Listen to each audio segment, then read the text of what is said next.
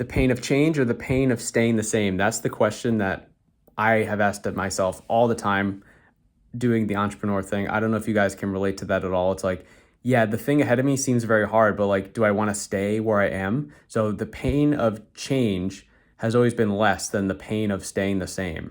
Because I had a mid-30s crisis and I was like, what am I doing with my life? I was doing the 9 to 5 thing. I'm like, am I going to do this for the next 30 years? Like, no, I need to be able to, I want to build something that it is starting from scratch that just didn't exist.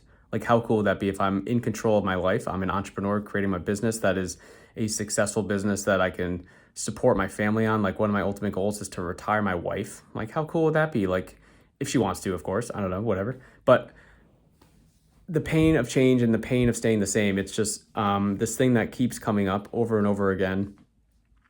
And it's happened at different levels. So like when I first started doing the thing, I was just uploading YouTube videos. So that didn't seem very like, I didn't make a huge sacrifice for that. In the beginning, I was starting just doing, it was Tuesday night, Thursday night, and some weekend time. Like, ooh, wow, I'm spending so much time on this. That was like the sacrifice quote I was willing to make, sacrifice. And the pain of staying the same just did not, I was not interested in that. So I was like, okay, I have to take at least a step in the direction. And that was a step. Like, hey, do something, put yourself out there and try and help other people.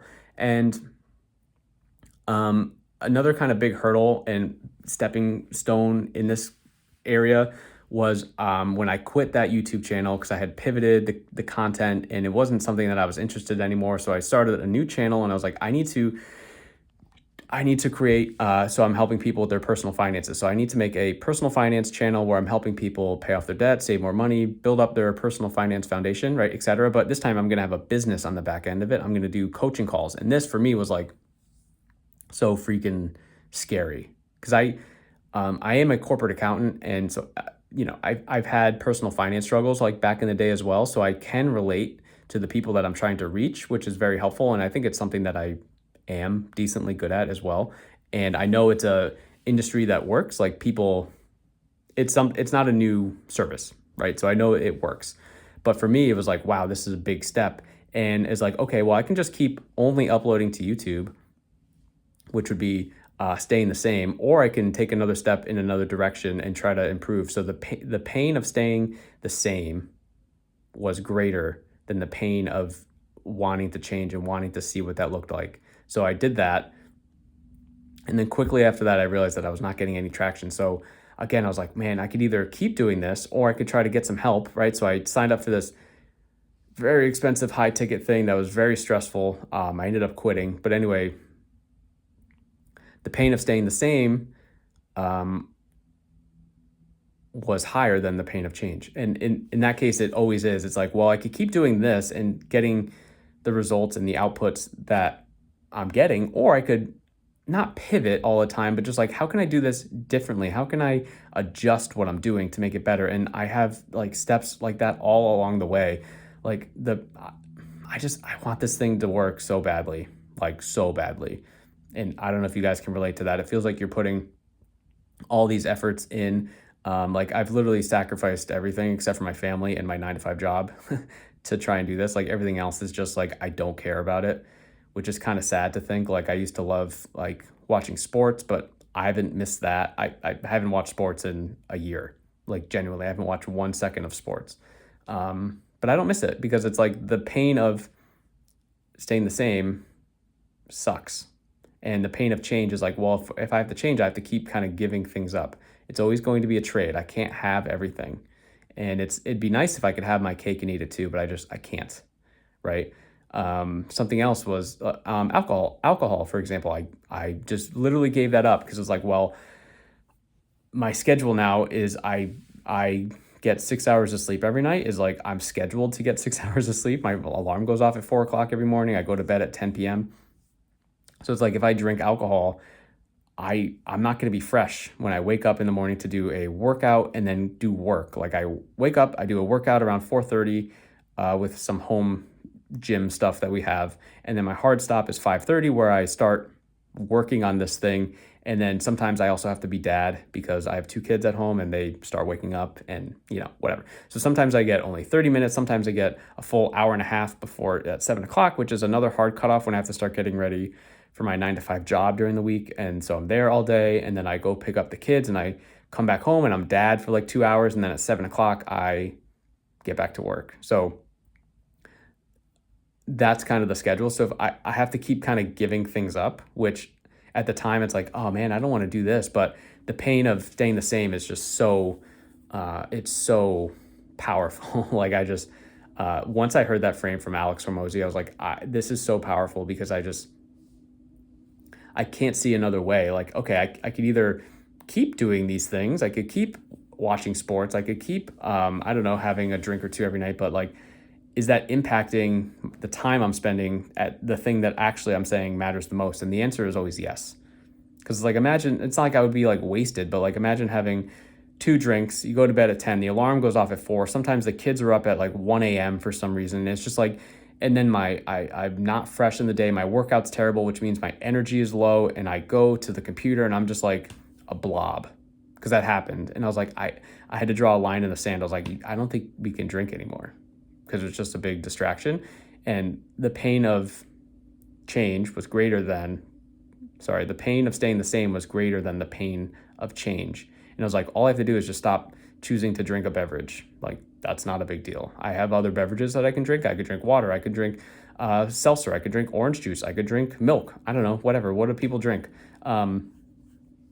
But every step along the way, it's just, I've learned so much about like the sacrifices that I have to make. And it's like, if this is truly something that I want to build, like I have to keep making trades. Now, I'm still in a situation where I'm spending a lot of time on like home stuff. So like, yes, I'm a dad and I don't want to give up dad responsibilities, but like mowing the lawn and laundry and like, I could, right now that's like the financial aspect. So that pain of change has felt higher than the pain of staying the same with stuff like that. But like, I don't know. What do you guys think about this concept? I just think it's very powerful because I deal with this in my like coaching calls, actually, where I'm helping people with their personal finances, where they're like, man, I don't want to give up this and this and this. It's like, I understand that, but you said you want this goal of, say, paying off your debt or saving more money, whatever. And what you've been doing hasn't been working. So you have 2 paths. You could keep take the path on the left, which ends up looping around and puts you right back in the same spot. It's like, think about it like a high school track, right? You take a left, okay, you're on the track, and then boom, you're at the same spot again. Or you could go right, and immediately it looks like there's a big hill that you have to climb, or it's kind of dark and scary, and it's like, nah, I don't want to do that. I don't want to do that. So you keep doing the high school track loop. I want you to, like, this was like me talking to me, like, challenge yourself to step off that loop, and actually coaching people in a different area. So personal finance realm has really helped me. It's like, wow, I just told this person to do XYZ. Am I willing to do that for the changes that I'm willing to make? And it was always like, I haven't been thinking about this, and I wasn't willing to give that up. But now I think I have to be able to reach the goals that I want to reach. So yeah, basically the only things that I do in life right now, again, are I'm a dad, I'm a husband, I'm a 9 to 5er.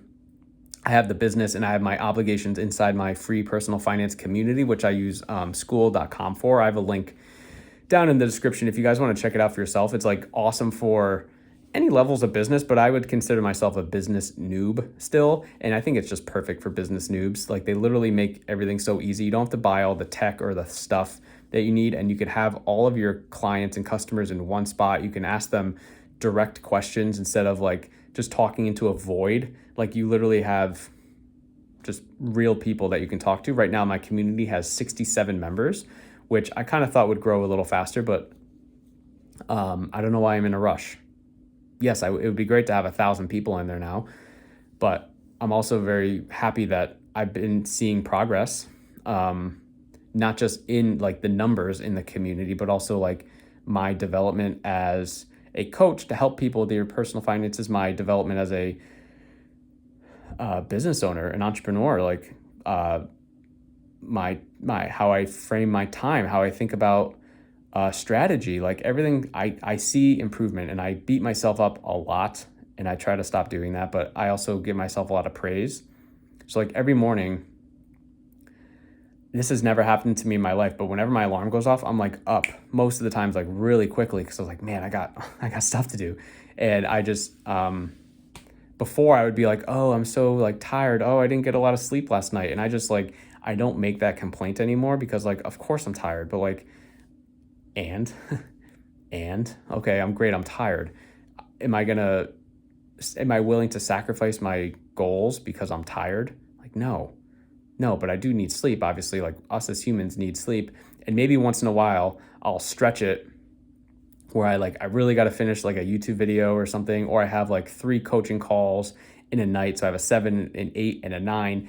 And then at 10 o'clock, I have to like finish some other thing. And it's like, okay, push it a little bit, but I can't do it every night because it's not sustainable. So I just have a nice system that I've set up, because I will always think that the pain of staying the same is greater than the pain of change. So let me know what you guys think of that. I'm just posting these raw, unedited videos as someone who's an entrepreneur in progress, right? That's the whole point of this channel. So if you can kind of relate to that, let me know in the comments. I'd love to hear your story, but I will see you in the next one.